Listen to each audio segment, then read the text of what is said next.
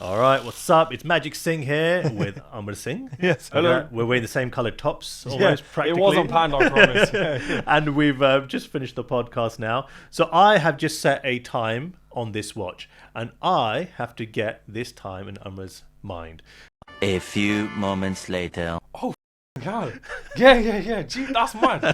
What's going on, everyone? Welcome back to my channel with your host, Ramblings of a Sikh. Today, I'm joined by a magician who is known for blending traditional magic with modern flair, captivating audiences with his unique blend of close-up magic and illusions. Magic Singh has become a sensation on stages around the world and built a huge global following with over 2 million followers on TikTok alone. Today, we'll uncover the inspiration behind Magic Singh's iconic tricks, the challenges of maintaining his identity in the spotlight, and the unforgettable moments that have defined his career. And if you watch it until the end, you'll catch 2 absolutely insane tricks, which you'll probably be able to tell from my reaction, absolutely blew my mind. So let's delve into the story and get to know more about the man behind the magic, Magic Singh. Thank you so much for coming today, and thank you so much for making the time. I did make you wait a little bit longer than expected, but thank you. No, my absolute pleasure, honestly. And thanks for having me. And it's tradition to be late. It's fine. Yeah, We're India, so it's okay. That's a perfect way of For once, I was early. Normally it's the other way around. Well, I think the best thing about this is that, so I think when Sikhs see other, especially as a younger male Sikh, to see another turban wearing Sikh in the public sphere doing what you do, is you just feel proud, happy, all of these things all in one go. And you've been doing this magic stuff for a little bit of time now, right? Yeah. So seeing you kind of develop and get bigger and bigger, and then it was funny, I shared one of your reels with my older brother before I invited you. Okay. And he was like, why haven't you invited him? I was like, oh yeah, good point. I was like, and this is just me being completely honest. I was like, do you reckon he'll actually read it though? And he was like, well, he was kind of like, well, try and see what happens. And then to have a response so quickly was obviously heartwarming and obviously really nice. So yeah, my brother watching this hopefully should be quite happy that you're here. But thanks to him. Yeah. And then the irony of our names being so Of similar, course. I love it. And now the green tops as well. What next, It right? was meant to be. Might as well call it the Two Amars podcast. That's it. But let's go back to kind of the beginning, so to speak, with yourself. If you don't mind, could you kind of explain your background, your family, kind of, I don't know, what was it like growing up, and kind of all of that, like, interesting stuff? Sure, yeah, definitely. It's the most popular question I'll always get. Yeah. And the best way to answer it is, well, where do I start? Because there's so much to say. This is just it, isn't it? Yeah. I mean, so I'm from Hounslow originally, Cranford, a little town there. I was born and raised there, and like any other Indian kid, I mean, it's a very Asian populated area. So Definitely. we're amongst various Asian people, many Asian people, and you just fit right in. You don't think twice about anything else. And coming to the age of 11 is when I was given a trick pack of playing cards for Christmas by mum and dad, and I thought, oh, these are cool, because I wanted them. I thought, these are cool, and I started practicing it and learning it. I'd had a little instruction booklet inside as well, and I thought, oh, so that's how you do this, that. So I'd sit in my bedroom learning it, practicing it, until I got really good with the hand, sleight of hand, the flourishes, and then I started showing my friends, family, and the reaction I got from them, I thought, oh wow, that's cool, they're loving it. They're almost freaking out in a way at times. And from there onwards, I thought, I want to learn more of this. So I started going to the local library when that was still a thing. Oh, wow. Yes, I was age 11. This is back in 1996. Okay, so I'm about 5 at this point. Okay, perfect. Yeah. Okay, brilliant. So I thought you were going to make me feel older. No. I'm just as old, man. And so I'd go to the local libraries and pick up books on magic and just understanding the bare basics of sleight of hand, whether it's a coin, a deck of cards, a rope, or a spoon, whatever it might be. And I was like, wow, this is an amazing new world I'm learning. And I've always been hands-on with learning things, like whether it's Lego, Meccano, and all these sorts of things. But magic was like really got me involved. And another thing I must mention, I've always been an introvert person. So I was shy of talking people and being loud or anything like that. I still am now, I'd say. I would never have expected that. It really is, honestly. And I just feel the magic has helped in a massive way. And I'll get to that in a little while. Yeah, But sure. Yeah, so again, it was for a good year. I'd practice the magic, and then every birthdays and Christmas, I would get a new magic set, and these are like good quality magic sets from Hamleys. And I remember also seeing on QVC, the shopping channel. Oh my! And I was like, oh my god, I want to learn that. You can actually buy these tricks. So I was like, Mum, Dad, please, please, please, I want this. And they'd get me it. And then I was like, oh my God, these are the most coolest magic tricks ever. And I'd really like be precious about them as well. And how I'd keep them in my pocket and make sure I take it to school and no one could touch the props. And again, especially my friends at school, they would love it. The reaction I'd get from them, it was just amazing. I thought, okay, I'm hooked. This is cool. What I find interesting about that is your parents are, when I say encouraging it, that sounds kind of almost like it's a negative, but I don't mean it like that. But in terms of they're encouraging it, and for a typical Asian family, like we all know, that's not necessarily the avenue they encourage their children to go down. That's right. Like I did a history degree, and even that is like almost like, oh my God, outlandish. yeah, like oh my God, he's not gone and done like a law or accounting or something. Sure. And magic almost seems even a step further than that. So were they ever like, this is just his kind of thing he's interested in now, it's a phase, it will die out, and kind of that's it? Or what was going on there? It's so interesting the way you just put that there, because naturally that's another question I'll get. Oh, what did your parents think? Being a Singh, being Indian, normally you're expected to become a doctor, accountant, lawyer, go into medicine, whatever it might be. And so-and-so's son is doing this. Yeah, why are you doing this? Doing magic? Like, it makes no sense. Look, I was age 11 and it was just simply a hobby. I don't know what was going through my parents' mind at the time. It probably was the fact that, oh, Jal, it's just a phase. Just a phase, He's gonna probably drop it at some point. They weren't discouraging in any way. They were always like, just get on with it, do your thing, enjoy it. Oh, what you learned today. And then my dad would try doing tricks with me as well. And then I'd try to impress him. And I remember him showing me one trick years ago. I was like, how did you do that? And I don't know where he learned that from. It was just, card would float out of the bag, was mad.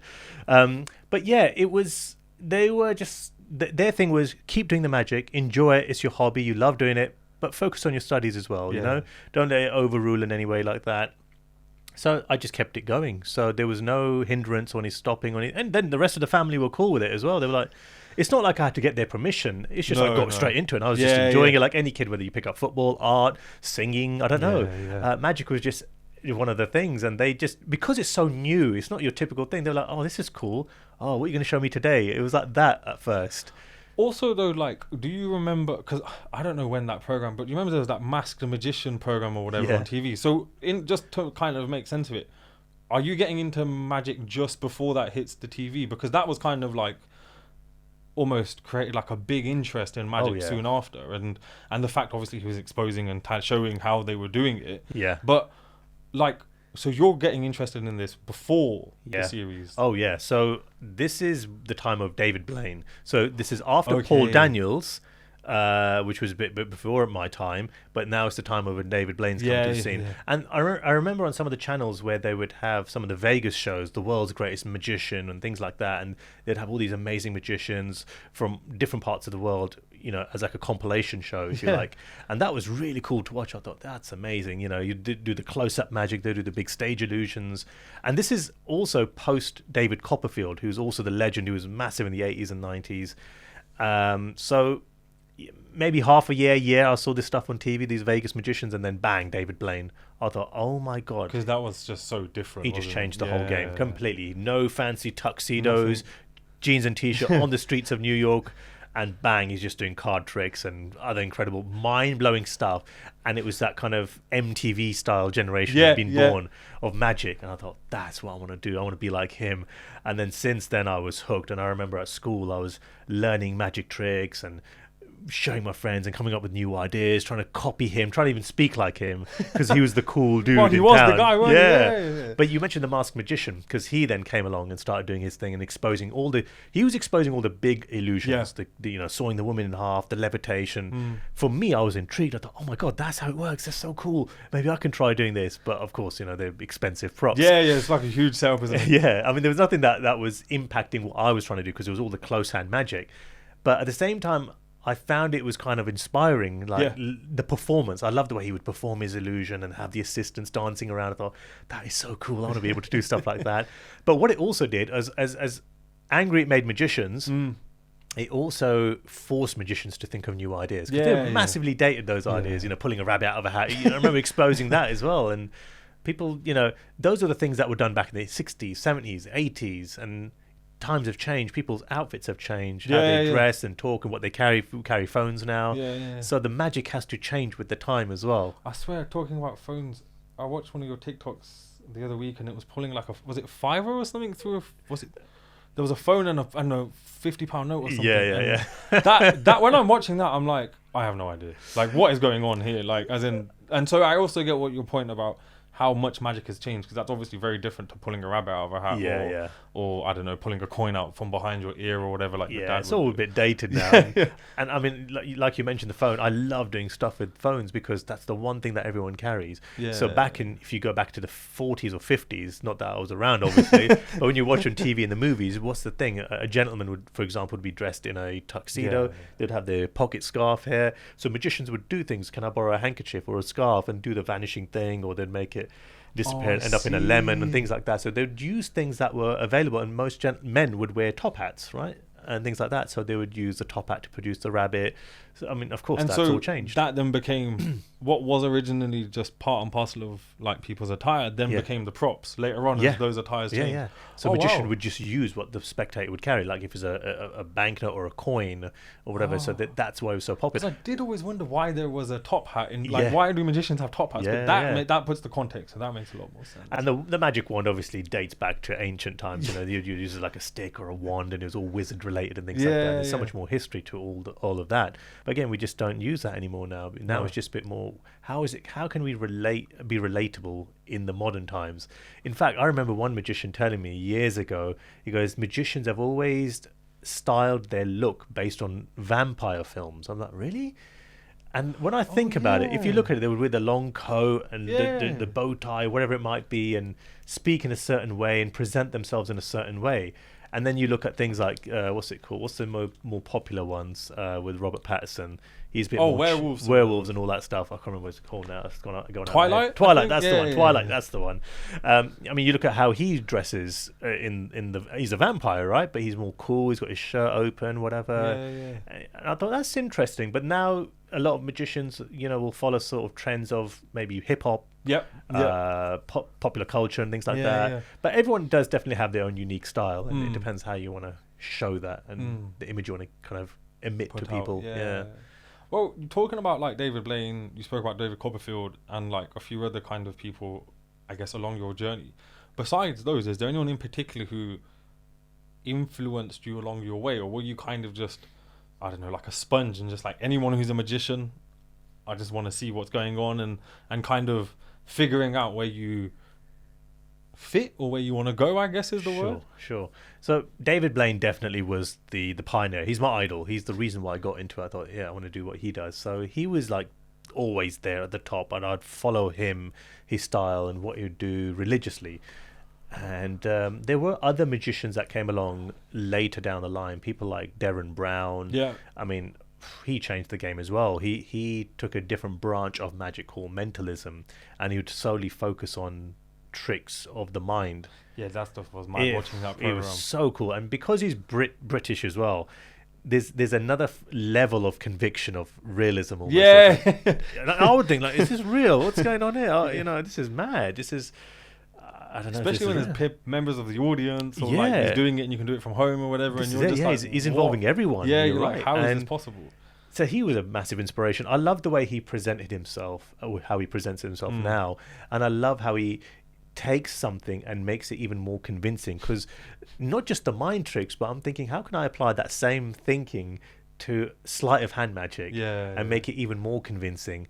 So I would use these different techniques, and from these magicians I'd see on television or read about, and combine that into something that would fit my style to make it entertaining but also mystical at the same time. Because I didn't want to go down that road, look how clever I am and look at these incredible things I can do and I'm better than you. It would never be about that. It was always about, I'm going to show you something so cool and you're going to remember it forever. And that's it. And it's worked. And people love that approach, because if you start doing it like you're someone a bit special, you can really take advantage of people like that. Oh, and, yeah. and I know of people who have done that. I'm like, you can't be doing that. Yeah, that's immoral. No, well, definitely, yeah. Well, sleight of hand tricks, not that they exist anymore, but on the road and like they'll do whatever and then scam you out of your money, right? That's it. Talking about your style, then, like your 2 million followers up on TikTok and 25 million likes. So obviously you have your style, I would assume, down to quite a finite point, and obviously kind of always improving on it. How did that come about? Like, as in, was there a point where you were like, I've got it, this is what I want to do? Or has it been a constant kind of evolution of, all right, I want to include this now and I want to do this now and maybe I should try this? Because I guess how many times, like maybe if you are that brilliant, you can do the magic trick an infinite number of times, but there must be like a cap on how many times you can perform the same thing before you kind of like, surely people are cottoning you on. Yeah, that's interesting you say that. I don't know whether it is true though. That's just an assumption, because I don't know, like if you were doing the same card trick, I don't know, well I guess that's the point of it, right? The person can never actually be like, it's like, no, because you'd have to be the magician, innit? Yeah. I feel the magic is forever evolving. Yeah. I've been doing this one particular card trick since I've started, but my God, has it evolved. Oh, I see your point. Yeah, okay. It's changed the slickness of the sleight of hand that's involved, the slickness of the timing, the delivery, and this all comes through years of experience. Thinking, how can I change at this point? How can I make it a little bit more convincing? How can I blow their mind at this point? How can I? There's all these little beats and subtleties I'll add, and I've only literally learned over the years, and it changes. Now it's interesting you asked, if you do the same trick, would it not get boring? I always used to think, that I would ask that same question. So how can I make it so that the audience will always be entertained by it? I literally just kept changing it. I will add something in there, I will take something away. For example, I'll make a card vanish, it'll end up appearing in my phone out of your pocket, for example. That was the one thing I remember David Blaine doing. How? That's impossible. That's amazing. Then people would start to clock on, and it wasn't as easy to pull off.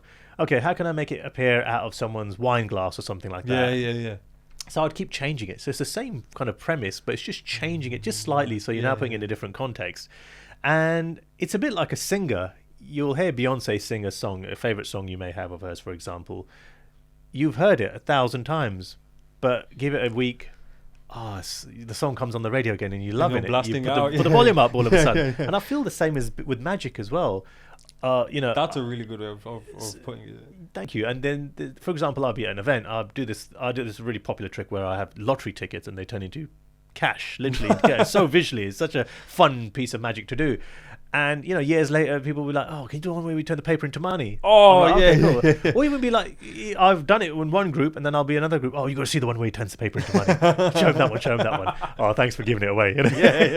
Like, come on, man. This is the trick, get the punchline away. And I'll just do it, and they've seen it 2, 3, 4 times. Like, I don't know how you're doing this. Just like, then they'll come up with their theories. This is why a magician should never show a trick twice, because the second time is when they'll start to try figure it out.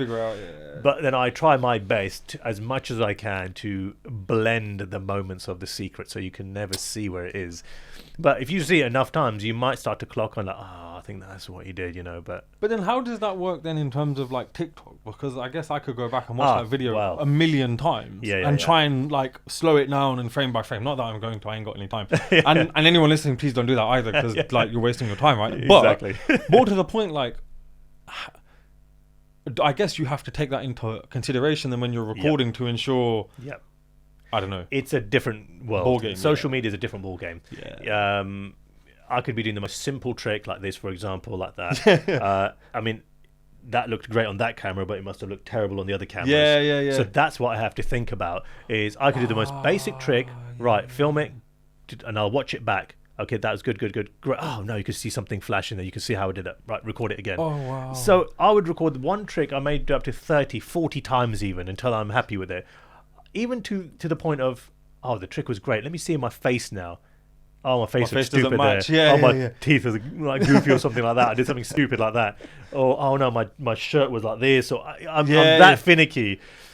I've always been like that, a perfectionist, if you like. And people tell me, my wife, for example, you don't have to be so perfect, because people like the raw look. Yeah. But when it comes to magic, the trick itself has to be seamless.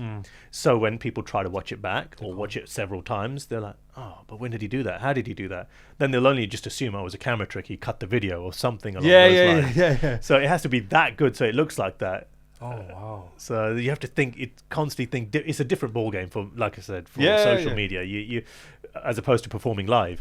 Even when I'm performing live and I record a video with someone, I have to be conscious about all the cameras, which angle, because that's what first thing people will do when I'm at a wedding or a corporate event. They'll be like, "Can I film this?" I'm like, "Yeah, sure." So I'm aware of how people are filming and where they're filming. Because when I need to do the sleight of hand, if you like, or there's something which is really complicated I need to do, I'll misdirect them and say something that will move the camera away, or so, you learn these little tips and tricks. So how much then is magic also being able to understand people without actually communicating? Oh, there's a lot to it. I say this to everybody. The magic trick itself is probably about 20-25%. Oh, wow. The rest is all about showmanship, the delivery, and audience management, and the psychology of everyone. Yeah, and like keeping them their attention in one place or whatever. Having where the term misdirection comes from, you've got to misdirect them. So when I'm doing something here, I'm making you look over there, where I'm doing something over here. These things, and then how to manage people. Little psychological things using NLP, neuro-linguistic programming, not in depth, but like elements of it, where you're saying something, you touch someone on the shoulder, you make them feel good, like, because sometimes I'll have a couple, good-looking couple, and then when I'm doing the trick for the lady, the man sometimes feels like, oh, why is she all like getting all excited over another man, essentially. So then I get them involved as well straight away. I go, right, now it's your turn, and I'll make him feel wicked. So like he feels all of a sudden like amazing now in front of his wife, and now they've kind of made them both feel amazing together. So it's all these little tips and tricks you have to learn, and this all comes through experience and years of practice and performance. I'm gonna go home now and watch what your TikToks. Yeah.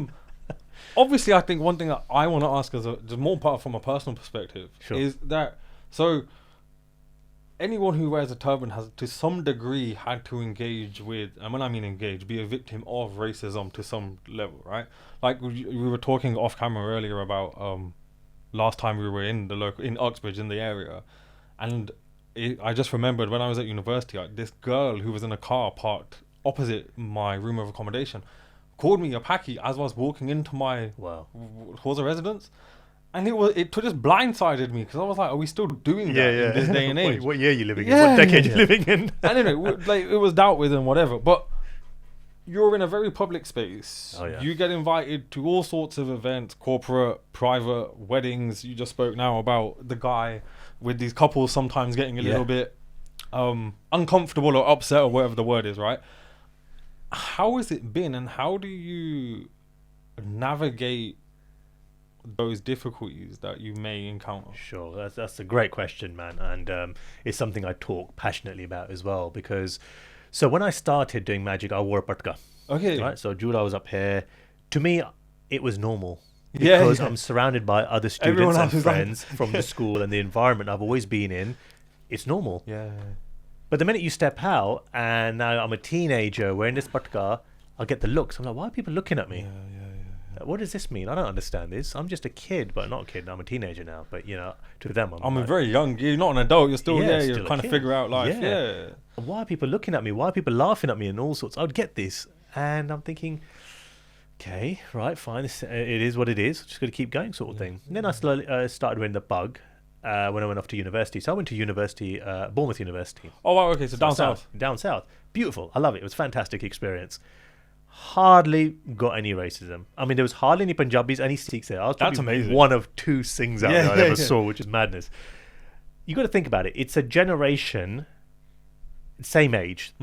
People are a bit more clued up now of brown faces. Asian faces, things like that.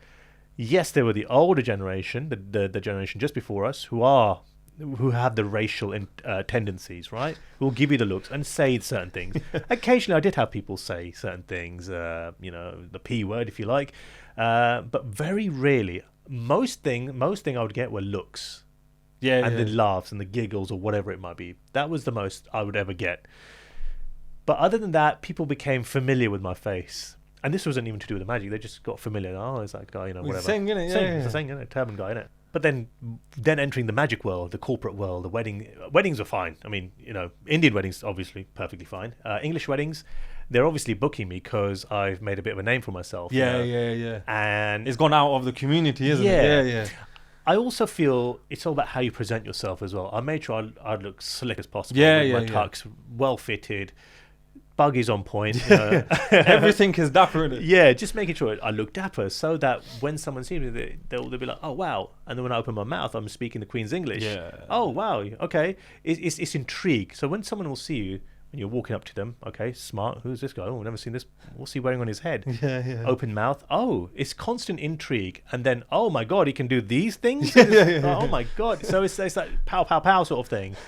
So you don't kind of get with the magic. I didn't really give them a chance to judge me based on my skin color or my bug. It's about being human, and for accepting me for who I am and the talent I have. Yeah. And the way I'm conversing with someone, it's really important as well, because I'm making someone feel great, making someone smile. Yeah. And there's that interaction you're and just, all that. You're just conversing with these people, saying, "Hey, how you doing, guys? You having a good time? You enjoying your meal, or whatever it might be? I've got to show you something really cool." "Oh, really? Oh, what do you mean?"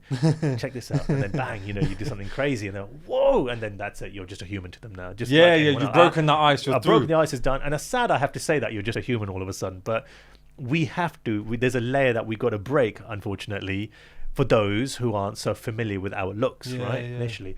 But saying that now, and I have to say this about since 9/11 as well. Well, so, yeah. man, That changes all the dynamics. doesn't it? that was interesting, because again, immediately there was mass amounts of hatred going around as well, and I felt a bit like, oh man, what's going on, sort of thing. Yeah. But saying that, when that happened, I was still at school wearing butka and everything.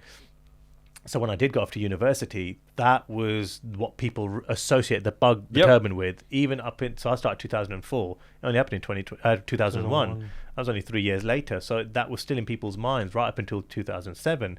But slowly, I kept my bug. I always wore my turban. That was the one thing I did. I made sure I didn't take it off or anything like that. I wouldn't say I'm lazy now, but I wear, when I'm out, not at corporates or any professional environment, I'll wear my hair like in a jura, bun at the back, or in a bandana, whatever it might be. But that's just because I can. And it's funny because I wish I'd known that then, because you would go to the beach. We're at the beach in Bournemouth, and I would have loved to have worn my hair like that rather than I've got my bug in my shorts, and it felt a bit weird, but I got used to it. And I think it was a good discipline. That's what I learned. It was a good discipline to wear it every single day, whether I'm going to uni on the day, or whether I'm just going to see some friends, or whether I'm just going to quickly do a bit of shopping around the corner. Bang, and I tie it fresh every day, right? Nice, so it's not like just starch. Not that starchy, yeah. So I feel that was good for the 3 years. It built that discipline to tie the bug every day, and it perfected it, made the neatness come out, and where it wouldn't hurt here or hurt there. You get used to it. And so you just figure out the angles. But yeah, it had an impact, but not massively, thankfully, with the racism side of things. And then when I was back in London in 2007, it was just go, go, go. That's when I officially went legit with my magic and set up my business, and started traveling the world with it, which was amazing. And yeah, I've never looked back really. But I just want to quickly say also, now with social media, I feel that's been a wonderful thing in the sense of awareness and what this is. Because you go out now, I feel no one bats an eyelid now, because everyone's so familiar with everyone.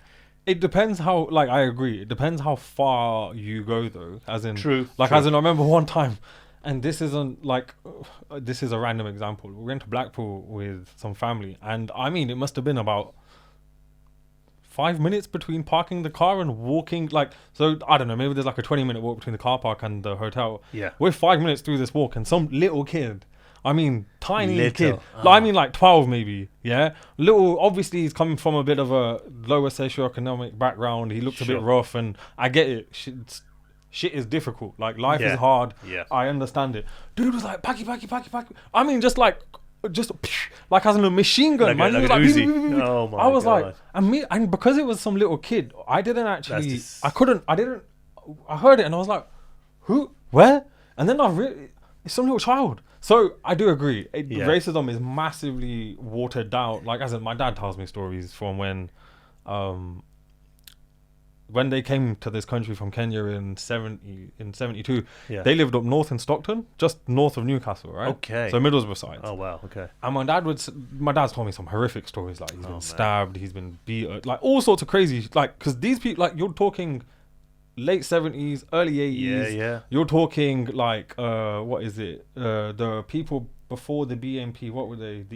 Not the The EDL. NF as well. Yeah. So Yeah. all of these right wing, they are just going bonkers, and it obviously solidified my dad's identity to some degree. Sure. But that trauma that then we heard about as kids, like every time obviously now we've got more adult, dealing with it is a lot easier, but then encountering racism, your mind goes back to what you've been told, and you're like, Jesus, how bad is this going to get? Yeah. However, it's nowhere near that, and it's Yeah. very much now just name calling and right wing protesters doing weird ass anti protests or Yeah. whatever, like that cenotaph protest that happened a while ago. Yeah. But it is a lot better. Yeah. I'm not trying to take away from your point. It is No, I massively agree. a lot better. Yeah. But I'm always very apprehensive to say it almost doesn't exist, if you get what I mean. There's almost It's like still a there. shade that's kind of hidden. Yeah. It is, yeah. It's undercover, if you like. Yeah, now, yeah, you know, yeah. if you like, it's still there. It's still live and kicking. I know Yeah. of people who get called certain things. I mean, I'll be in certain areas. I'll still get the looks. Yeah, Even till yeah. today, like, who's this? Like, you get some weird, and they're always the older lot, never the younger lot. And that's interesting. I'm actually off to Blackpool soon for the world's biggest magic convention. It's like an annual thing. And I would feel it there. I'd get the looks there back in the day. I say back in the days, I mean the last maybe 10 years ago, I'd say. Yeah. Even now, because they're not so used to seeing Sardars, especially. But then I know of Sikh families that are there now. And I remember when I was eating Nando's, one Sikh family approached me, goes, "Oh my God, Magic Singh." And they got really excited. It was so sweet, pictures and That's so everything. cute. And they were I like, love "Oh, how long you here for?" Yeah, I'm here yeah. for the weekend. He goes, "Oh, please come to have breakfast with us tomorrow morning." I was like, "That is so sweet of you." I mean, I couldn't because I had plans already, Yeah, yeah. whatever. But it was really nice. Goes to just show the have that. family of Yeah. the community, isn't it? Yeah, so I mean, I totally agree with you. It is still there, live and Yeah. kicking, but it's less of it. I try not to look at it, and I feel that was one of the obstacles I put on myself, actually, because of that, thinking, I'm not going to get anywhere because of this. Yeah. My wife would always say to me, "This is the reason why you're going to go forward," and she was right all the way. she was right at all times, and it is because of that. And I wear it proudly every day now. So, well, I say every day for many, many years. Yeah. And yeah, it's great, and especially with stuff abroad now. I'm doing in the US and stuff. They're really intrigued by it, and it's accepted God, massively yeah, there. yeah. Especially in Los Angeles. They love it. It's like it literally feels like my crown I'm wearing. Definitely. Well, people like yourself taking that identity for more further or forward or wherever the words are, definitely helps. Because as we said before we began, just seeing the Singh especially in a field that's not true. Like, I don't know, like if we saw a Singh doctor, I'd be like, oh yeah, right, another one, or Sure. a Singh accountant, or I don't know, Singh goes to the gym. Like, there's just so many of us. Sure, yeah. But when you're seeing unique kind of areas being broken into, you're like, damn, I didn't. So, for argument's sake, there was although a Munna, he's still a Sikh from a Sikh family, football player debuted for Leicester a few days ago. Oh, wow. Arjun, I can't remember his second name, but his first name was Arjun. Amazing. Like, as in, there's so many. When I was at university, we play five-a-side football almost once every week religiously, and Sure. we'd play for like 2-3 hours. Like, we'd come back bruised and battered and sweating, but the level of football you'd see on that football pitch was just insane. Oh wow. And I've always found it weird, considering there are so many black footballers, so many white footballers. Yeah. There are hardly any Asian. I know it's starting to change, but there are hardly any Asian footballers. Yeah. And so, yeah, I agree. I think it's definitely on like a turning point. Yeah, definitely. I think you mentioned this earlier about what our parents expect us to become. So it's almost like most of our generation most likely have followed that trend of following their path of becoming, the doctors, accountants, and lawyers. So the idea of going into the arts was a taboo, if you like. Yeah. So it's people like ourselves being in the fields of the arts are now have inspired the next generation. Yeah.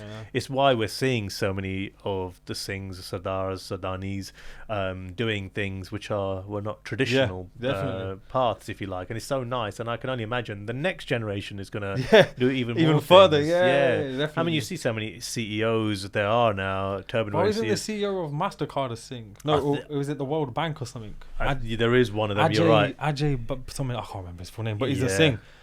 But again, it's for a big company. And This you're is just it, yeah. like, It's fair amazing, and it's just a matter of time until we see it in you like in sports and singers and in the mainstream. I mean, I know we've got the singers like Diljit Dosanjh. He's killing it. He's so playing at brilliant. Coachella and things, isn't it?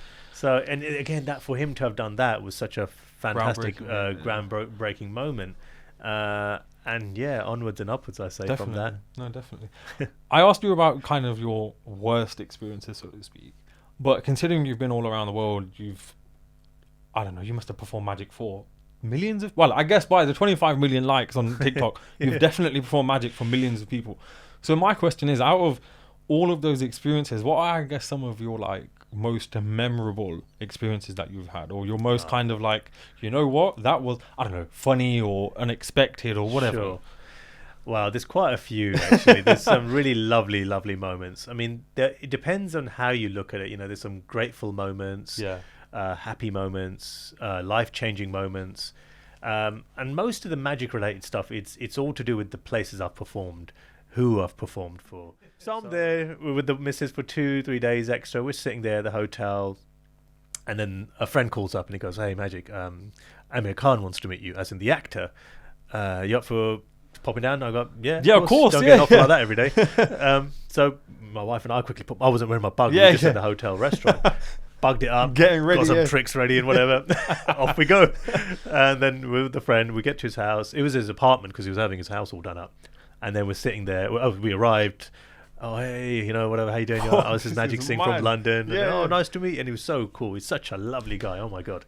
Got in, sat down, chilling, and he's got food, drinks, ice cream, drinks, whatever it was. He goes, whatever you want. And we're just chilling, talking about the magic. Oh, that's great. And then my friend towards the end is like, I'll just show him one thing. I'm like, yeah, cool. So I did one thing for him, blew his mind. He was like, oh, my God. And then he stopped and he goes, what are you doing tomorrow? I go, I'm still here for another day. He goes, great. Can I invite some friends over and we have a bit of a party and then you do a bit of magic? I'm like, yeah, cool. We go, we'll order Chinese. Do you like Chinese? Yeah, I love Chinese food. Okay, cool. I'll see you tomorrow then. Done. Oh my gosh. Next day arrives, got my magic, and door knocks. Hey, now we're in hugging terms. I'm like, oh my God. Hey, how you doing? Got in, sat down. He goes, listen, Shah Rukh says he's so sorry he can't make it. I'm like, you don't need to apologize to me. I didn't know he was coming in the first place. Yeah. He's on a shoot. He goes, but we have got, and then my friend stopped him from telling. He goes, no, don't tell him. Just surprise him. Okay. So we sat down, drinks, whatever, wait. I'm like, oh my God, this is what's going on here. You're like, who's turning up, innit? Yeah. Who's going to be turning up? The door knock. Sachin Tendulkar walks in with his wife. I'm like, oh my God, okay. These are the friends we're talking about. Oh, wow. So he walks in. That's crazy. I'm like, I wasn't expecting that as an answer, I'll be honest with you. That's mental. It was so chilled. It was just like any other just house casual. Party Yeah. So, oh, hey, it's Magic. Oh, nice to meet you. It's just one of those ones. None of this, like, I'm too cool for you. It was just on the same level playing field. Then a few more actors walk in, and I feel bad. I didn't know who they were. They're like, who's this? I go, do you know who Varun Dhawan is? I'm like, I know. He goes, oh, this is him. I'm like, oh, shit. Okay, cool. So I know him now, innit? And then there was another one, Fatima Sheikh, and then there's a few other people that came in, and there was a director of Lagan. Remember that film, the cricket film? That was amazing. So the director is the brother of my good friend who called me up. So he's cool. I've met him a few times. So he turned up as well. And it was just Where does he live out of? They're all in Mumbai. They're all out in Mumbai. Okay. Yeah. And that was it. So we sat down, we were all chilling, eating a bit of Chinese and stuff. And I'm like, they're all just casually chatting, like, yeah, what are you doing? So you do magic? Yeah, from London. This is mad. Then he goes, Amir's like, are you okay to do a little performance? I'm like, yeah, let's do it. So I got them all sat down, and they were all there, and I did like a half an hour show for them. They were like little kids. It was the most coolest thing ever. They were giggling, laughing, oh my God, freaking out and all sorts. And it was the best thing ever. And then I finished, they were like, hugging me, shaking my hand, and it was such a wonderful feeling. It's like, oh, this is so surreal, this is happening. And then they were all like, can you do one more trick for my video? And they were starting filming things, and I thought, oh wow, okay, this is cool. And then I said, is it all right if I film one trick as well? And they were all together, and they were like, yeah, sure. They didn't even question it whatsoever. So I thought, right, I've got to think about this carefully. So I got Sachin, Varun, and Amir together. I go, all right, you guys stand here. And I just did one trick, right? And I purposely used the three of them. And I told my wife, just film it here. Yeah. That one video went completely viral. I I can imagine. Yeah. By the time I'd got home from the flight, it was I was approaching 1 million views at the time. This is YouTube as well, and that's what got me all monetized and all this, that, the other. Yeah. And that was the video that went viral on all these news stations everywhere. Yeah. And the funny thing is, the night was just a casual night. But the amount of media that picked up in general, like that there was this gathering going on, I thought, oh my God, this is crazy. Like, how do you guys find out about this sort of stuff so quickly? It was so intimate and quiet as well. Yeah, 'cause it was just you guys. Yeah, but that was a mad, wonderful experience. When was this? This was 2018. This was 2018. So like 5 years. 5 years ago now. Yeah. So this is before the lockdown. Yeah, this is before. Yeah, before COVID. Yeah, before lockdown. And then since then, I've done Hrithik Roshan's party a few times. He's flown me out a few times and met some mad stars there as well. It's been crazy. Another thing, I did Glastonbury as well. I was booked to do Glastonbury Festival as well, which is pretty cool. And it's a complete different style of performance. It's like a festival vibe, and I love it. It's so good. How do you perform to like thousands of people? Oh, well, it's you'll be surprised. It's such a massive place, Glastonbury, the festival itself. Yeah. There's so many areas though as well. You've got the main pyramid stage, and you've got the other stage, jazz stage. But then you've got the theatre and circus world. Then you've got the kids zone. I was in the theatre and circus. And it's the most craziest, wild thing ever. You've got hundreds of performers from all over the world doing walkabout performances, whether they're like on stilts doing juggling, some weird kind of acting scene and magic. I'd be walking around and I'd get to take my friends with me as well. So we just film the magic. That's sick. Like it's just a laugh. And it was such a cool thing I did for a good 10 years I did. And that was great. There's been many more. And then only just after COVID, 2021, I got... to be featured at a West End show in London as a guest star in the Palace Theatre, where Harry Potter is playing. What? I thought, wow, what an honour that is. That's sick. Yeah, and performing for a good 2 weeks as a guest performer amongst an ensemble of magicians. It was such an amazing experience to have that, and that title, I've performed at a West End theatre now. Yeah, in London, Glastonbury with all these celebrities. That's mad. It's just random where I've, who I've got to meet and where I've got to go. And Yeah. some of them are private as well, where I've got to go and billionaires' home, millionaires' homes. It's just crazy. And then you've got the nice, humble homes, just I love it. It's just like I'm going to a family. It feels like that now. When I get booked, especially with the Indian families, I'll turn up to their house if it's like an intimate thing.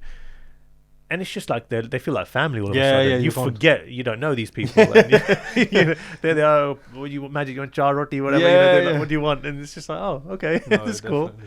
But yeah, great. I don't know if I went on too long. No. This is why I enjoy doing it. How much is storytelling a part of your magic as a whole? Because the whole thing is like, it's not a story in the traditional sense, but you are conveying a narrative and you are ensuring people look at this point at this time. And it's more than a story, because it's almost like pantomime, because there's a story, you're engaging, but you're equally putting on an act, because it's not like a play where the audience doesn't engage. I guess a better way of asking that question is, if you were to make a new magic trick, or you're developing an old one, like, what are all the different factors or areas you've got to consider? So like, there's the magic, there's the storytelling, there's the sleight of hand, there's the, I don't know, the psychology, the this, the that. How does all of that, like, what are those pieces and how does it come together? Magic is quite the creative process. For me, the first thing is, what's the trick? What am I going to do? This deck of cards is going to levitate into my hand. Oh, wow, right, okay, cool. That's the trick. Great. I mean, I could just do that and get that sugar rush reaction. Oh my God, how the hell did you do that? That's great. Yeah. How do I make it 10 times more powerful? Yeah. Let's add a bit of a story. Let's build it up. Let's build this up. So it's like a movie. You don't want to go watch Tony Stark click his fingers and it's all saved. Yeah. End of the movie. End of the movie done. You want the build up. Yeah. So that's what magic simply is. You want to build up to the crescendo point of what the magic moment is. So pick a card. You know what? Write your name on the card. Oh my god, they're not ruining your cards. It's alright, it's worth it. Oh my god, I feel special now. Yeah. Okay, cool. And now my name's on it. Yeah, name's engaged. on my card. There's only one of these in the world. Okay, great. Put it back in the deck. Can I shuffle it? Yeah. Oh my god, you're letting me shuffle the deck. Yeah, of course. Shuffle Where's the the magic in it? Oh my god, how are you going to find the card? Watch it, I'm going to leave it on the floor. What do you mean you're going to leave it on the floor? What? watch the deck. Just think of your card, yeah, bang, and then the trick happens. Yeah. Oh my god! So you're building them. You don't. You're just kind of layering these moments, and then when it happens, it's just like boom in your face, sort of thing, and it's just a magic moment. It's important. Storytelling is super important, because you're building up this narrative in someone's head. Oh my god, it's this experience of. It's almost like going to a restaurant. You can either go for a McDonald's, have a quick, fill the spot, done. Or you can go to a lovely restaurant, five-star restaurant, 3-course meal. Oh my god, look at the way he just delivered and a that. cup Oh of my tea god, after, it's just the whole experience. That's a really clever way. Yeah. That's a nice way of putting it, because I would never have thought of it like that. It's literally just that. That's a really clever way. But saying that, now when it comes to Magic Online, it's a bit different. Yeah. Now it's about how do I get your attention in 1 second. Whereas that I got to spend a minute on the story build up. Yeah. I need to get your attention in it breaks all like traditional barriers of Magic. It's different because so if I'm doing a trick for the camera, it's like done. Oh my god. Okay, next. That's people's attention span online. Oh yeah. That's how it is. But I will mix it up. So I'll have some of those sugar rush magic tricks, but then I'll also have some of those. All right, guys, this is going to be amazing. Watch this. 2 of us here. His phone has been here the whole time. It's that build-up. Right. Oh, what's going to happen? Oh, my God, look at this what's bottle. What's he chatting about? Watch the bottle. This bottle's going to stay here. Okay. I'm going to keep my eye on that. I'm going to keep my eye on that. You have to build intrigue. You have to perform it differently. So the storytelling is still there. It's a bit more visual now. It's like doing without saying now. So... because that's how people are stimulated. Otherwise, if it's boring, it's like, hey guys, it's Magic Singh here. Today, I'm going to take a deck of cards, and they've already swiped. They're already 3 videos down. It's long gone. So it's always going to be there, but it's how you use the story in the narrative of the performance. A really random question that's just literally come to my mind as we were talking, which is: have there been any instances in like your real life where you've used sleight of hand or magic? When I say to your advantage, I don't mean like criminality, right? But I mean like I don't know. Say if your wife is asking for something, can you just do some magic trick, or it's I don't know. Like as in, I'm just thinking like little bits where you'd kind of use it to just wind someone up or something like that. This is a really silly one. This is the bare basics. And this is when I'm starting out. This is cheeky of me, I'd say. As I'm only 11. This is at school. So at school, when it was someone's birthday, you'd take a friend and you take a box of chocolates, roses, quality streets, whatever it is. You go around, you give a chocolate to, firstly your whole classroom, and then you can go to some of the teachers in the surrounding areas. So when a student when it was someone's birthday, they would come up to me. I remember one time I was like, "Oh, thanks," and I went in, and I saw what I wanted. I palmed it. It was my fingers, right? So you're basically hiding with your fingers. So I've got it. I'm like, that's the one I want. Thank you so much. I'm holding it like that, where I've got another one hidden here. Thank you, man. Happy birthday. So I've now got 2 chocolates for myself, where everyone else had just that one chocolate. That's a nice one. That was not such a criminal act. No. Well, I don't want you to confess to any criminality. Yeah. We won't go down there. I'm joking. I've not done it otherwise. Like sleight of hand with the bank manager in it. I'm kidding. Other than that, I mean, I'll do it when we're messing about with friends and stuff, but nothing. Nothing obviously too much. Yeah. Obviously, for someone who's been in this industry now for what you said. Well, you've said you started Magic when you were 11. 11, right? yeah. So 27 years overall. Yeah, almost. Is it going to be? Yeah, 20, going to the 27th year, I think. That's my younger brother is about that old, so puts into perspective. God. But with all of that experience and that time and all of these different places, with all these different guests and going from 11 to where you are now, right? And everything that's come between that. For someone who was, I guess a better way of asking this is, if you could talk to yourself now when he was 11, so talk to your 11-year-old self, sure, what would you say to him in terms of the advice? And in other words, if there were anyone else watching this, young, doesn't have to be a Sikh guy, but just a young anyone who was interested in magic, what would your advice be to them? That's a great question. I get asked that quite often, and what I always say is, so if I was firstly talking to my 11-year-old self, I would say, if this is what you want to do, stick with it. Because everything you put into it will be worth it at the end. Don't listen to the naysayers, because that's always the hardest thing. Whether they're family, friends, whoever it might be, you're going to have those naysayers trying to put you off, trying to derail you and make you go down a different route. If your heart is well and truly set for that thing, whether it's magic, whether it's a footballer, art, anything, doctor, accountant, it doesn't matter what it is. If your passion is there, see it through, go for it. Because especially now, we have all the things we need. Yeah. All the resources. It's all available. You at can our learn fingertips anything. now. Yeah. Yeah, you don't need the library anymore. You've got Google, you've got YouTube, you've got AI now. Yeah. You've got everything at your fingertips to make something work. And, it depends what you want out of it. Do you want a career out of it? Is it just a hobby? I mean, if it's a career, you want to go down, yes, you by all means do it. Learn the art form, learn, performance skills. Go out there and perform, because that's where the real practice comes from, when you perform for people, because everyone is different. Everyone's going to be different. Every experience is different. You don't know how people are going to respond to you. People might be rude. People might be fun, helpful, might just be tough, what they're called. I forgot what the term is, but it's when they make your life very difficult. They give you cards. Let me shuffle the deck. Okay, no, use my deck of cards. One of those type of people. You got to learn how to deal with them, and that all comes down to experience. Hecklers and stuff, isn't it? That's what I was looking for. So my advice is definitely, with all your heart, go for it. Enjoy the process. Get help. Ask for advice. There's no silly question ever. Every question is a legit question, and you will get what you want. You can have anything you want if you just put your mind to it. It's as simple as that. No, it's that saying we've heard 1,000 times, but it's so true. No, if you put your mind to it, you'll get it. No, definitely. It's as simple as that. No, thank you for that.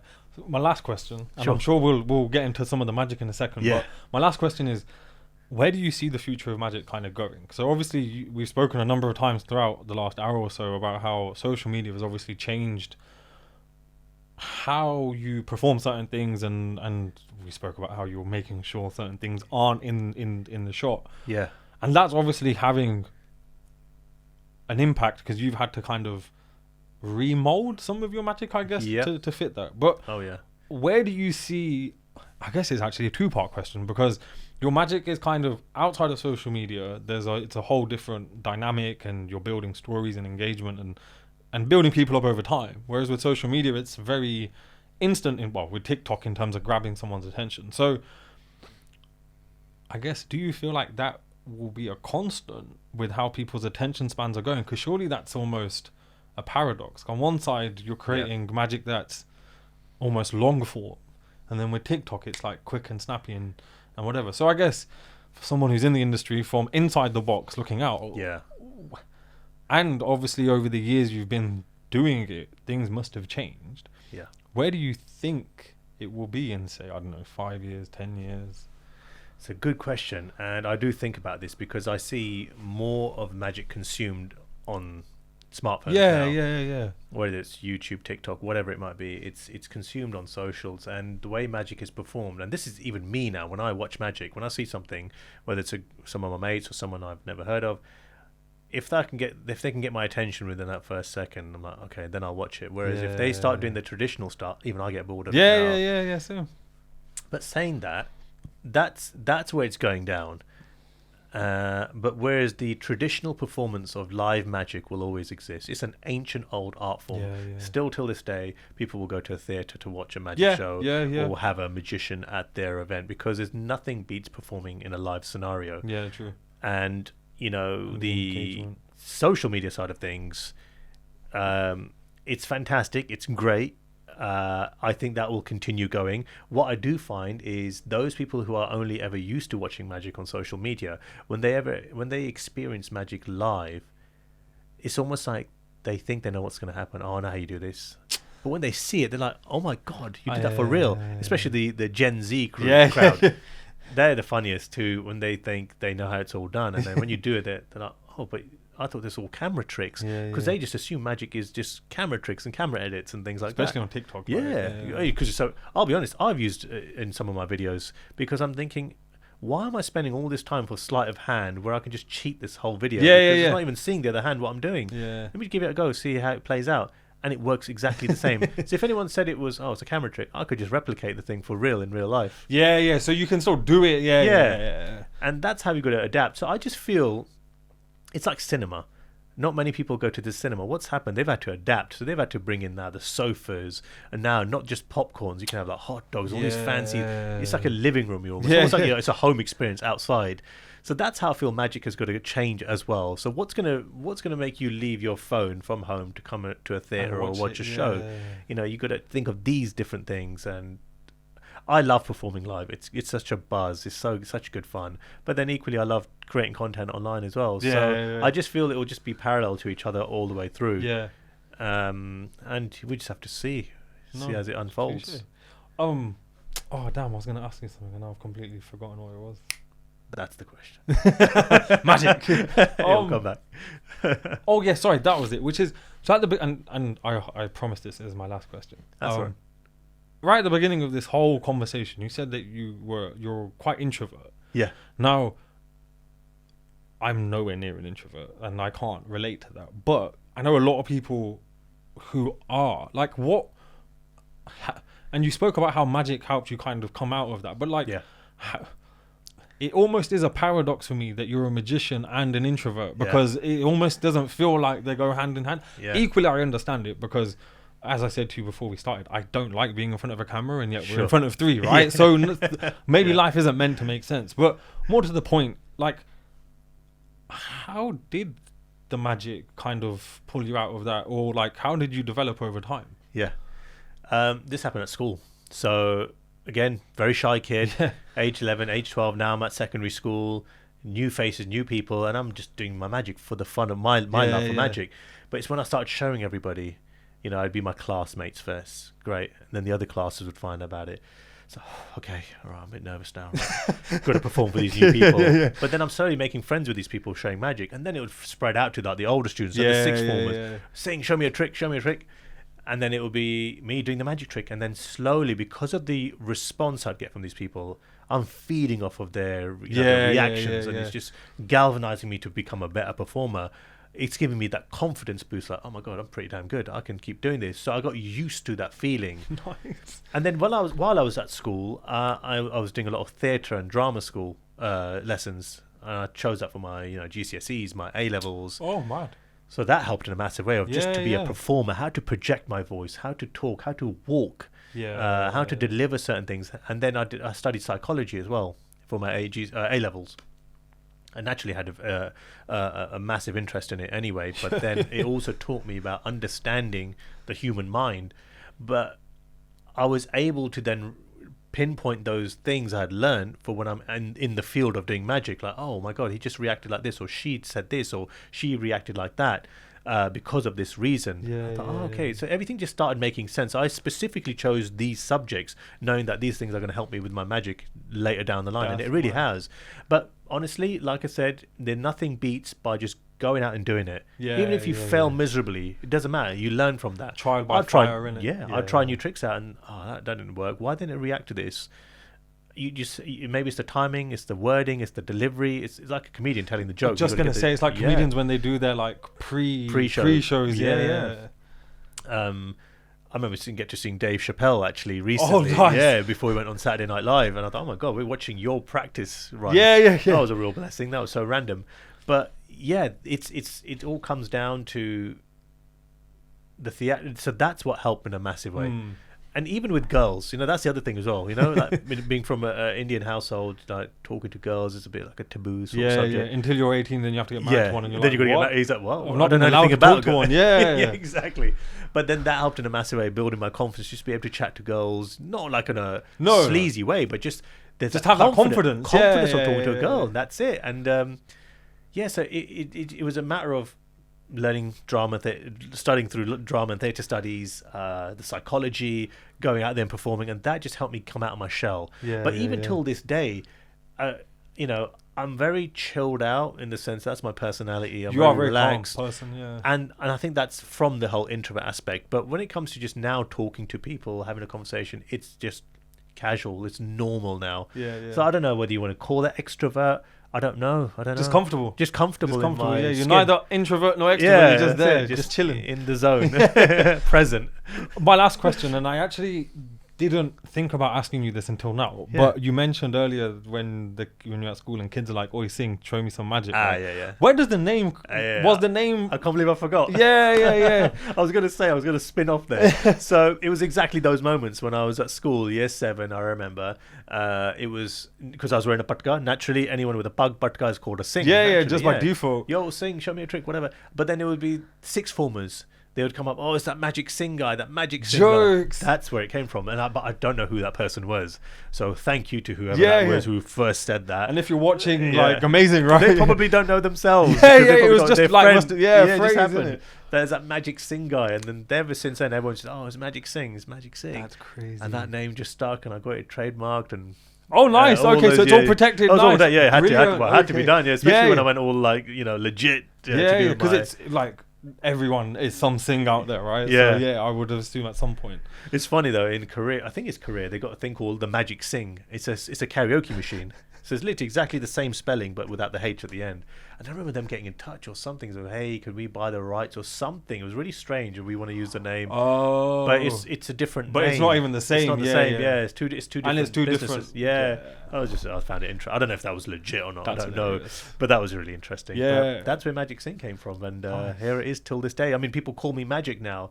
That's Yeah, yeah. my nickname now. Even my wife calls me Magic in front of people. She's angry at me. She'll call me by my real name. Yeah, well, if I'm yeah, being a same. naughty boy. Or You whatever. get your full government name, innit? And you're like, oh, shit. Okay, now I'm in trouble. Oh, yeah. But other than that, yeah, everyone just family, just Magic. I mean, the teachers would call me Magic, even on the register. I thought that is so cool. Everyone That's just calls cold. me Magic. That's insane. That's insane. I love that. So Even I'd be like Magic because it just like rolls off. you don't normally say Sing when you talk to someone like Yeah. unless you're introducing, oh, this is so and so Yeah, or yeah. whatever. But yeah, no, crazy. Okay, well, I just want to say thank you. We've gotten through all the questions and the podcasty talky bit of it. Sure, sure. Obviously it'd be a complete waste of having you here if we didn't do some magic, right? Of course. So the floor is yours. I am Okay. at your Thank you. mercy, so to speak. So I'm working on something new at the moment. Okay, okay. And this could go wrong. Well, it's fine because the footage might not even make it, so that's fine. I yeah. think it'd be great to try this out. Yeah, Okay, yeah. so I normally wear an Apple Watch. So I specifically wore this old dress watch, Okay. which is still working, right? Nothing fancy about it. It's not a fancy watch, not a Rolex, it's not a tag. It's nothing. It's just an old dress watch. yeah, I would take. okay. And I purposely wear it just because it looks smart enough, but not expensive at all. So Yeah. it's not that risk, especially living in London these days, right? It's crazy. So we're coming up to about 3:00 now. So by the way, do you know what time you were born? Everyone knows what day they were born, obviously. I hope they do. But you don't have to. It doesn't matter. But actually, no, okay, that's good. I'll tell you why. So this makes it a little bit more challenging for me. So what I'm going to do, right, I'm going to set a time on my watch, right? Okay. And I'm not going to tell you, obviously, what it is. And I'm not going to Sure. show the people at home just yet either. Yeah, yeah. My aim is to try getting this time into your mind. Okay. Okay, so that's so I'm not reading your mind. It's kind of the other way round. And again, it's not your You're trying to get a my thought mind. into your mind. Okay, Okay, okay. So I'm gonna press that in like this. I'm gonna leave the watch on your side, but I'm gonna leave it face down. Okay. And we'll come back to that later on. I'm gonna even film this, right? Yeah, just sure, because sure. you won't believe this. It's that good. Well, I say Okay, that. so I just leave the watch. Yeah, we're gonna The leave it watch just is by your chilling. side. Alright. Let's go here and go here. Let's go there. Okay, perfect. So I'm going to start filming that. Sure. All right, what's up? It's Magic Singh here with I'm going to sing. Yes, hello. Okay, we're wearing the same coloured tops almost practically. It wasn't planned, I promise. Yeah. And we've just finished the podcast now. So I have just set a time on this watch, and I have to get this time in Umra's mind. So here's how we're going to do it. Okay. So I want you to imagine you've got a clock face. Okay. With all the numbers but no hands. Okay. Just the Yeah, numbers. yeah, Just yeah. the numbers, no hands. So I want you now to imagine the hour hand. Just when I click my fingers, appears on one of the positions. So just off the top of your head, what position does the hour hand appear on? Between 4 and 5. You can be specific, just one on one of the hours. Oh, on one of those. Okay. Yeah. 4. 4. Okay, so you think 4. Okay. Oh gosh, I don't know that. Yeah, getting a bit excited there. All right, perfect. So the hour hand is now on the 4. On Yeah, the 4. Yeah. yeah, Okay, yeah. great. So now you got the minutes hand, right? So you got choice from 0 all up to 59. So out of that, where does the minutes hand appear on? It can be as specific as you like. 51. 51. Perfect. So it's 4:51. Yeah, right? yeah, yeah. And I've left it there like that in your view the whole time. Yeah, yeah, it's not moved or It's nothing. not moved And you or put anything like you that. put it down, yeah, no one's touched it, so it's been chilling. Perfect. Okay. So for the very first time, Amar, Nah, this can't be real. 4:51. Please turn over the watch. God. Yeah, yeah, yeah. Gee, that's mad. Oh, wow. There you go. Okay, that's mad. There you go. That's actually mad. That's actually crazy. Thank God you said that. Why did you say 4:51? I have no idea. It just came to your head. I have no idea. So when you clicked your thing for the hour hand, Yeah. the hour hand in You my said 4 and 5, yeah. my head was going like this Yeah. between 4 and 5, and then But you you were like went- pick a number. So I was like 4, and then Thank with God. the 59, because you said 59, for some reason I thought 50, and then I just said 1. Just I don't know. It's because I said we go specific as well. Because sometimes people like to go on the out or on the O. Oh, or I 5 see. part. Yeah. So when I say specific, they always jump by 1 or 2 minutes. Yeah, So you yeah, went yeah. Right on the, it might be 52 now, or 53. That's crazy. But yeah, there you go. And again, like obviously, I'm not asking you to give your tricks away, but is all of this by like psychology, basically? A lot of the mind stuff. So Yeah. these types of things like this now is mind based. So I've got one more thing. Have we got time Yeah, for yeah. one You more? got enough time. We'll get rid of the watch for a second. We'll leave that here. That's mad. That's actually crazy. That is nuts. I'm just glad we got that on point, on time. So how many times, just out of interest, have you practiced? Like, have you done that one? Many times. I say many times. It's first it will all start with me just practicing in my hands. Then it'll be in front of the mirror. Then it'll be on my wife. She's the first spectator. Okay, yeah, then it'll be family friends. yeah. Then it'll be friends. And I just see how well it goes. Because it's hard, because this one it's reverse now. I'm trying to put the time in your mind. Yeah. It's the other way around now. It's a bit more challenging. So Okay. again, it can go wrong. I could be, if I'm off by a few minutes, I'm always like, Yeah. off, it's fine. But if you had said like 8:19 or 19 minutes miles past away. 8, I'm miles off. And Yeah, then it's, yeah. great, no, don't turn the watch over. We'll just cut Leave the it as cut it- it. We yeah, got to do cut. it again. So that's how it usually goes. But yeah, it's I mean, look, it's not been done enough for me to be perfected on it, but like that was a lucky moment for me. I'd say That a was good wild. moment. Yeah, so yeah. that was perfectly spot on for me. So yeah, I've just got to keep doing it. No, okay. And of course, it's gonna, even once it's perfected, it's gonna go wrong once or twice here. Yeah, and there. yeah. And that's expected, because you It's can't. life, innit? You just don't know how people are going to respond No. in a certain way. This I'm going to admit this now. I have it's a special deck of cards. I've set them up in a very special way. So this is all done in the mind now. Again, it's a bit of a Okay. mind thing. So imagine you got a pack of cards. Yeah. They're in your hands, and you can see all the faces, all the cards. They're all mixed up. Yeah. They're all mixed up, and you fixate your mind on one card. But not the ace of spades, because everyone just seems to choose the ace of That's spades. because that song, innit? Ace, exactly. Yeah, Motorhead, yeah. of course. So your mind just sticks to one random card that comes to mind. But don't say what this is. And it's the suit and the number. Yep. So it could be Okay. 10 of clubs, 3 of diamonds, whatever it might be. It's just any one of those. Okay. Yeah, I've got one. Perfect. Now, this is in your mind. Imagine the card you're thinking of is in this pack of cards, and it Yeah. jumps out, and all of a sudden it just turns over, and then it goes back inside. Okay. So now it's gone back in the pack, but it's only facing upwards or yeah. downwards, depending which way you open the cards. But then after that, all of a sudden, all the cards just disappear. Yes. That's just all happening in your mind. So there's only Yeah, one card yeah. left. That's just all happened in your mind. Yeah. For the very first time, say the card you're thinking of. You can say what it is. 6 of hearts. 6 of hearts, and that's just a random choice. That was random, yeah. And you didn't, you took your time. I didn't tell you to choose a 6 of hearts. No. You just went to 6 of But I hearts. feel like I've fallen You into feel like the trap, though. But I'll explain in a second. Yeah, so 6 of this hearts. will be interesting, because I want to Yeah, hear this yeah. after. Let me show you what I've done to the cards. I'll do this. I don't know if I think the wide will probably pick this one better. Okay. I'll do this slowly at an angle so that the camera can pick it up. Yeah, There's yeah. one card which was left face up, and it is, of course, the 6 That's jokes. of hearts. Okay, now the reason why I thought I fell into a trap was you said something of clubs and something of something else. I can't remember what it was. Yeah. But you didn't mention hearts and Yeah, you didn't mention and the opposite 6. cards. Yeah. So I was just like, he said those, I'm going to pick the opposite. But then That- I have a feeling that's part of the... It is. Yeah, It is. Yeah. Without giving too much away, that helped in Yeah, a big way. Yeah. Because you, in your mind, you're like, I've got to make a decision quick. Yeah. He said something that's obviously leading me. Of course. And I gave you a Yeah. high card, a 10, and I gave you a 3. So what's left is the in between. Yeah. I didn't really point out, go to the royal. I didn't even mention picture cards. And it was So the- funny because you said ace of spades and I'd already Yeah. thought of ace of spades. It's funny. You should do that on people. As I think of a card, ace of spades, and it freaks them No, out. when it is, fine, yeah. But here's the thing: you had to choose a 6 of hearts, because look, it's the only card in this red deck which has a blue back design on it. But remember, in the story, I said, imagine the rest of the cards just disappear, and literally, look, there is no other Nah, card, What are you doing? That's crazy. all except for one, and it is the 6 of hearts. Nah, that's actually mad. And there's been no, like, you've done nothing. We've not like, pre-arranged or set this up This or is all anything. as, like, raw as possible. One take. Oh, wow. Oh wow, it was worth it just to carry that 6 today. That is Excellent. mad. Yeah, thank you. Thank you for blowing my mind. My absolute Thank you pleasure, my for the friend. podcast. And yeah, just thank you. That was mad. You're Okay, welcome. yeah, I have got so many questions now, but no. After no. that. Obviously, you don't need to plug your socials because they are massive. But if you wish to, Oh. obviously, just feel free to kind of shoot. It's Magic Singh at Magic Singh on every platform. Yeah. Whether it's Instagram, TikTok, Snapchat. I'm on Snapchat now. Oh, I'm wow, really nice. pushing that nowadays. YouTube, it's all the same. It's all Magic Singh, one word. Nice, awesome. So yeah, go and subscribe and all the rest of it. And we'll see you in the next episode. Awesome, thank you so much. Yeah, That was wicked. That's brilliant. That Ah. was mad. Both of those. Because the thing is, I thought after the end of an hour of talking about magic.